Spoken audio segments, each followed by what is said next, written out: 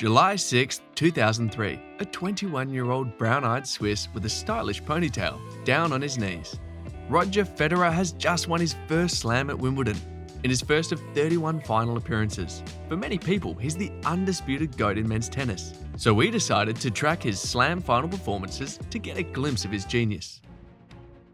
After outclassing tournament favourite Andy Roddick in straight sets in what was a virtuoso performance in the semis, Federer took down Australia's Mark Philippoussis in straight sets, although he needed 2 tiebreaks. The game ended 7-6, 6-2, 7-6.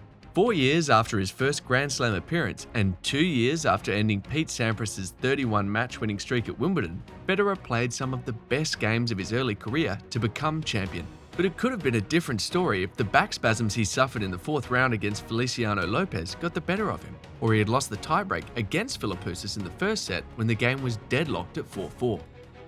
After narrowly missing out on the world number 1 ranking to Roddick at the end of 2003, Federer wouldn't be denied this time. And for the next 237 weeks, after battling Hewitt, Nalbandian and Ferrero, Federer set up an epic final against Marat Safin, who had taken out Agassi and Roddick. It would be an even matchup between the Swiss' silky touch all-court game and the mighty serve and heavy ground strokes from the Russian, except that it was not. Federer was nothing short of clinical and ended the final winning 7-6, 6-4, 6-2. Following a disappointing first set from both players, Federer rediscovered his form, but Safin, who had endured 3 5-setters and 3 4-setters, couldn't. 37 forehand winners from Federer in a game dominated by power baseline exchanges on the fast court was enough to give Roger the edge over the Russian, who found it difficult to hold serve. Federer, having failed to impose his dominance at the French Open, exiting in the 3rd round, bounced back to defend his Wimbledon crown. He met Andy Roddick in the final. This time, it wasn't so straightforward for the Swiss. He lost the first set to the more aggressive Roddick. But with more aggression came more unforced errors, some of the most terrible Andy had made. Straightforward attacking shots not being converted. It wasn't long before the defending champion leveled up. Although Roddick's return game was better than ever, his biggest weapon, his forehand, was not consistent enough in the latter stages of the game. Federer outplayed Roddick to win 4-6, 7-5, 7-6, 6-4. Did Andy blow this, or was Federer simply better on the day? Andy was the defending champion, and Federer was having the season of his life with 8 titles already in the bag. Many expected a rematch of the Wimbledon final, but while Federer outlasted Andre Agassi in 5 sets in the quarterfinal, Roddick was knocked out by the big serving Joachim Johansson. So everyone turned their eyes to a thrilling final with the 2001 winner, Lleyton Hewitt. Sadly, it would be the exact opposite.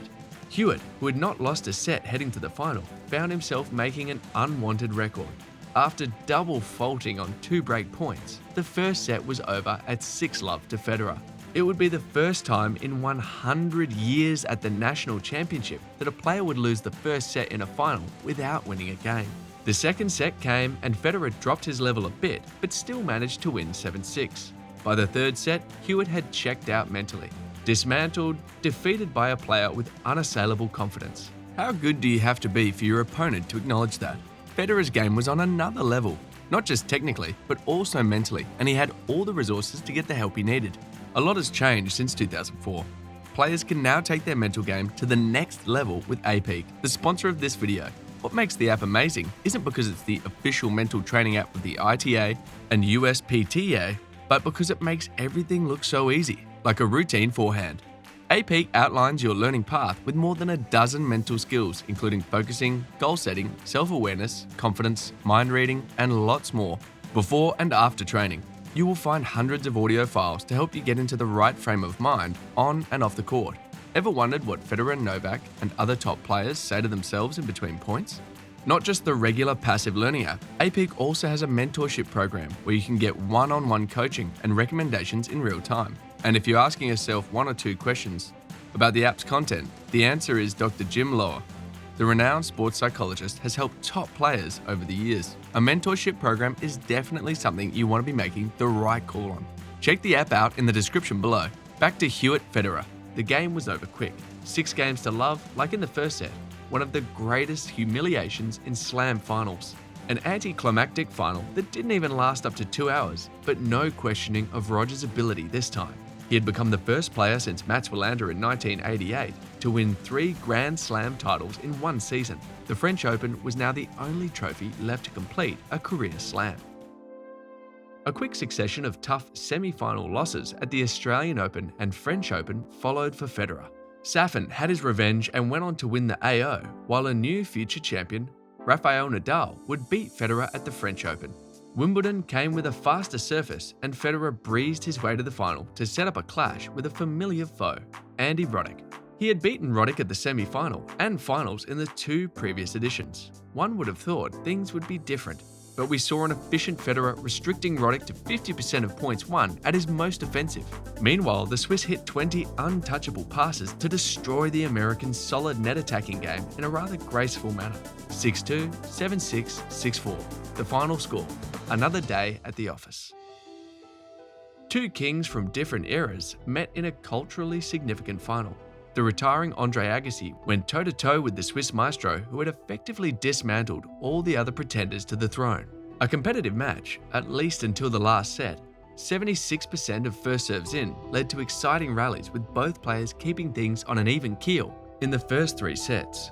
Although Agassi's movement wasn't the best, probably because of his back issues, he tried to force errors from Fed's backhand. In the end, it was a good show of shot-making, baseline action, and court attacking, although FedEx sped past AA in the 4th set. 6-3, 2-6, 7-6, 6-1. Agassi's swan song ended. Agassi acknowledged that Federer was the best ever in the game as seen here, but prime Federer was just getting started. The Swiss followed his US Open win with another win at the 2006 Australian Open final against the unseeded Marcos Baghdatis. The latter was having the season of his career and had defeated Roddick and Nalbandian en route to the final. The first 2 sets were cagey, with both players sharing the spoils 7-5 apiece. However, Baghdatis couldn't maintain his fairy tale show. The Cypriot's inferior serve was complemented by a strong return game and backhand. Federer couldn't cover the court as much. He was wearing an ankle brace. He could have been nursing some injury. Baghdatis dropped his level in the second after the second set and made a lot of unforced errors. In the end, it proved to be an uneven matchup. Federer had secured his 2nd Australian Open title despite not being at his very best. The final score, 5-7, 7-5, 6-love, 6-2. Federer was now 7-0 at Slam finals, but there was a storm looming. The prodigy who had beaten Federer in the semi-finals of the last French Open was showing the world that he was unstoppable on clay. The pair met in the final, with Nadal looking to defend his maiden Slam title, and Federer looking to achieve a non-calendar year Slam. Nadal started off sluggish and quickly lost the first set 1-6, but Federer inexplicably returned the favour in the second set. Both players played the waiting game, long rallies, waiting for who would make a mistake. Nadal got better, Federer didn't. Weaknesses in his backhand began to show, and Nadal took advantage of it, serving over 90% towards his backhand. Roger's lack of aggression and poor return saw him come off worse in the baseline-to-baseline encounter. In the end, Federer lost a Slam final for the first time, with Nadal winning 1-6, 6-1, 7-6, 6-4. By now, it became clear that the Federer-Nadal rivalry was the next big thing in the sport. The pair met at the finals of Wimbledon 2006, the first of 3 consecutive finals on the centre court. 6-love. The first set was over in a breeze, and Federer was racing away, thanks to an untouchable serve from him and an error-prone response from Nadal. The next 2 sets would go into tiebreaks, with Federer winning the first and Nadal the second. Federer bossed the 4th set, and the match was over. The King of Grass had just secured his 4th consecutive Wimbledon title at the centre court. 6-love, 7-6, 6-7, 6-3. Although it was a comfortable win for Fed in the end, Nadal's court game wasn't bad by any standard. Still, not the most memorable of their Wimbledon final trilogy. The Swiss magician made more history by becoming the 6th man to reach the finals of all slams in a calendar year when he set up a final clash with Andy Roddick in the city that never sleeps. A fine match from familiar rivals, with Federer showing just how good his defensive skills were against Roddick's big serves and net approaches. 2 highly competitive middle sets, sandwiched between sublime Roger performances, meant that the game would be over in 4 sets: 6-2, 4-6, 7-5, 6-1 for Federer. Roddick just doesn't have answers for this man, does he? 2006 was a record year for Federer, who ended the season with an incredible 81-3 record, 9 slams and counting. Difficult to match, you would think, but 2007 was even better. A new challenger met Roger Federer, who had gotten to the final without breaking a sweat, but the Swiss would make light work of the final against Fernando Gonzalez and set a record, winning a hard-court slam without losing a set. It was one of his finest performances in a final. But that doesn't mean Gonzo didn't put up a fight. The Chilean blasted forehands as hard as he could and played at his highest level, but ended up getting outclassed by the better and more nuanced player. 7-6, 6-4, 6-4. Final score. Double figures for Federer's slam trophies. What a player. Federer reached Roland Garros in a second attempt to complete his career slam. He faced two-time defending champion and fierce rival Rafael Nadal, who had made clay his home. Federer's forehand let him down in this match with 33 unforced errors. Despite some amazing rallies between the pair, Nadal showed he was the better clay courter, and Federer, for the first time, looked somewhat defeated, having tried to change the dynamics of play. Meanwhile, Nadal's consistent forehand was the highlight of the day. Familiar result: 6-3, 4-6, 6-3, 6-4 Nadal. A consecutive French Open final loss for Federer. Harsh, but the Rafa and Roger show was just warming up. As expected, Roger and Rafa made it a consecutive date at the Wimbledon final. Both men put in their best in a rather underrated match. The match was dead even in the first 3 sets, and Federer had 2 wonderful tiebreaks to thank for a 2-1 lead. Nadal stormed back in the 4th set to give the King of Grass a beating that had never been seen. If you thought Nadal was all clay and nothing else, you couldn't be further from the truth. The momentum swings back in his favour, and we are going into a 5th set. Federer, close to seeing his crown snatched away, elevated his game. Although Nadal faltered a bit, Fed's extraordinary play gave him the 5th set and his 5th consecutive Wimbledon. 7-6, 4-6, 7-6, 2-6, 6-2. Close one still. The US Open final came, and Federer was facing a future champion, Novak Djokovic. In a rather tough straight setter, both players made numerous errors in the first set. Djokovic choked on his backhand, while Federer wasn't great on his forehand. Federer wins the first set in a tiebreak after Djokovic gave away 3 set points on his serve at 6-5. Novak became much more aggressive in the second set, trying to force the action.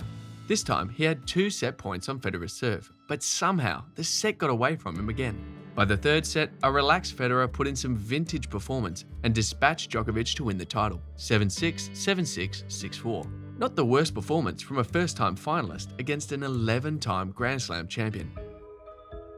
Novak defeated Federer in the semis of the AO en route to his maiden Slam title. Federer came into Roland Garros looking to capture the elusive title this time, but it was more of the same against his clay court tormentor Rafael Nadal.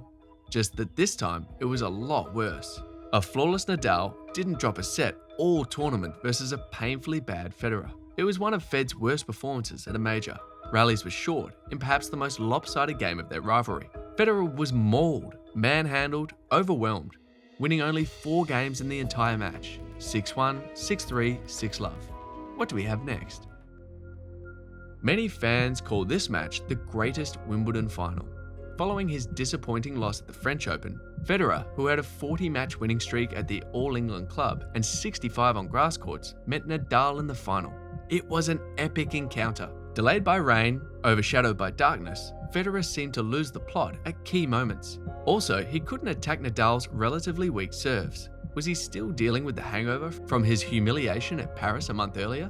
After 4 hours and 48 minutes, Centre Court had a new winner in an epic 5-setter that ended 6-4, 6-4, 6-7, 6-7, 9-7 in favour of Rafa. All credit to Nadal, but probably not the best performance from Federer, who admitted that it was the toughest loss of his career.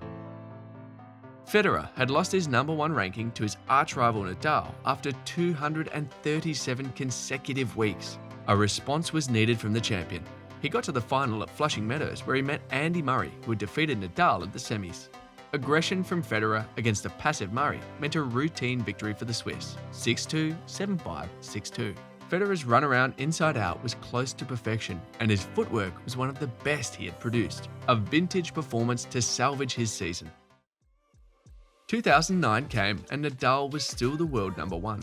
business as usual for the Federer duo, who set up another slam final clash in Melbourne. Federer, on 13 slams, was trying to equal Pistol Pete's record of 14, but the Spaniard wouldn't let him.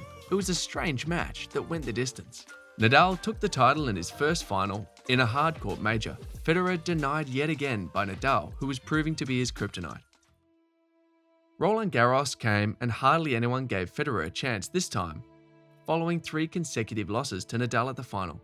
But as fate would have it, Nadal got dumped in the 4th round by the 23rd seed Robin Soderling. Federer knew this was his only chance to win.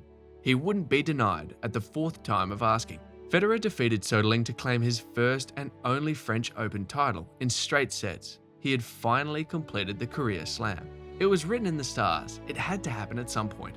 Through the drizzling rain, his tears went unabashed. Joy, relief. The Swiss said it was his greatest victory and had taken pressure off him. Having already staked his claim for the GOAT status, Federer came into Wimbledon to create more history on his most comfortable surface. Roddick was still playing top-level tennis. They set up a final date in what was a repeat of 2004 and 2005 Wimbledon final. It quickly became a serving shootout on the fast court, but the match is best remembered for Andy's misses on crucial points. How did Andy bottle a 6-2 lead in the second set tiebreak to avoid going 2 sets up? In the end, the American ran out of gas against the Swiss after giving his all. 15 for Federer, but a hard one to forget for Roddick. Federer made it to yet another final at the US Open. This time, he would face a 20-year-old Argentine who was making his first slam final appearance. The match went the distance in what was a forehand-forehand shootout. Federer controlled the first 2 sets, but a dramatic turn of events saw Del Potro steal the show by exhibiting raw power and becoming more proactive. In the end, a deserved win for Del Potro. Having regained his #1 ranking at the end of 2009, Federer made it to another final at Melbourne. He met a slightly improved Murray, who was happy to give him the initiative. Not the most memorable final, although Fed got the job done in straight sets, with the last of them ending in a tiebreak. Brilliant performance from prime Federer, but many fans believe Federer's decline started after this slam. He would only make 1 final in the next 9 slams. It was another clash with Nadal after Fed dispatched Djokovic in the semis. Fans waited to see if Federer would have answers to Nadal's clay puzzle this time. It never happened. Although he put in a good effort, Nadal decided to enter beast mode and won in 4 sets to take his slam titles to double figures. Still, it was a much improved step up from the Swiss. By 2012, finals had become harder to reach for Federer and his decline was becoming more noticeable. He managed to set up a clash with Andy Murray. Murray played well with great returns, but Federer's shot-making and net instincts. Andy took the first set, but Fed took the next 3 to equal Sampras' record of 7 Wimbledon titles. After an injury-ravaged 2013, Federer bounced back and made it to another Wimbledon final. By then, Djokovic had fully established himself as a rival. An impressive baseline play from the Serbian, with powerful and deep returning, put the match to bed after 5 sets. Novak had a superior game in almost all areas. Fed and Novak met a year later again in Wimbledon in what was perhaps one of their best showpieces in the final. Federer found some successes with smart attacking net play, but a consistent and clutch Djokovic wrapped up the game in 4 sets. Fed hit more winners and had the better serve, but couldn't match Novak's baseline game. Great match for most of the sets. Djokovic was having the season of his life, but Federer wasn't going anywhere yet. A 3rd successive Grand Slam final meeting between the two ended in Djokovic's favour again. It would be Federer's last appearance at the final at the Flushing Meadows. It was a splendid contest, high-level play from both players, and the match really could have gone either way. A much more aggressive Federer, with the crowd behind him, met an impenetrable rock in Djokovic. Another Wimbledon title gone begging, and many thought that Roger was finished at 17 slam titles. But if there's anything we've learned, never write off Federer. Federer spent half of 2016 recovering from a knee surgery, and not many people gave him a chance coming into 2017, as he was ranked 17 coming into Melbourne Park. Djokovic and Murray fell in the 2nd and 4th rounds respectively. With only Nadal left as his biggest rival, there was a feeling Federer could now add to his tally. Fed faced Nadal in a 5-set thriller and got the better of him. The victory meant a lot to Federer, who had lost a staggering 6 slam finals to his arch-nemesis. After a highly entertaining even 4 sets, Federer was down a break and Nadal was on his way to the title, but the Swiss somehow, unbelievably, brought out the big guns and roared back to the title. Federer, already 36, was still going strong, and he needed just 101 minutes to capture a record-breaking 8th Wimbledon title at the final against Marin Cilic. It was a largely forgettable contest for the Croat. 6-3, 6-1, 6-4. Federer had secured his 19th Slam title. Federer met Cilic again in the final at Melbourne Park, and this time Cilic would put up a fight. Following a bad start, Cilic improved his game, and for a while it looked like Federer's nerves were getting the better of him. The game was dead even after 4 sets, but in an all-too-familiar side, Federer made it 6-1 in the final set to win his final championship 6-2, 6-7, 6-3, 3-6, 6-1. 20 Grand Slams, that was it. That would be the last for the legend. A final heartbreak would come for the Swiss at 2019 Wimbledon, and it would leave a bitter taste in the mouth. 2 championship points on the serve went begging for Federer, who was denied after 4 hours and 57 minutes in the longest Wimbledon final in history. Federer finished with more total points, more winners, more aces, and more breaks of serve, but just couldn't get over the line. Not the fairy tale ending he would have wanted.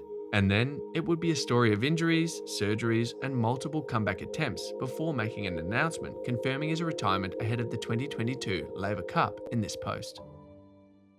No major weaknesses, ability to elevate his game at key moments, a graceful backhand, improvisation when needed, and a cool demeanour have endeared Federer to fans, making him the most popular male tennis athlete. We knew he wasn't going to play tennis forever, still the tears couldn't stop flowing for many. Aged 41, 20 Grand Slams, 103 ATP Tour titles, 310 weeks spent as world number 1, and several other records. What a player.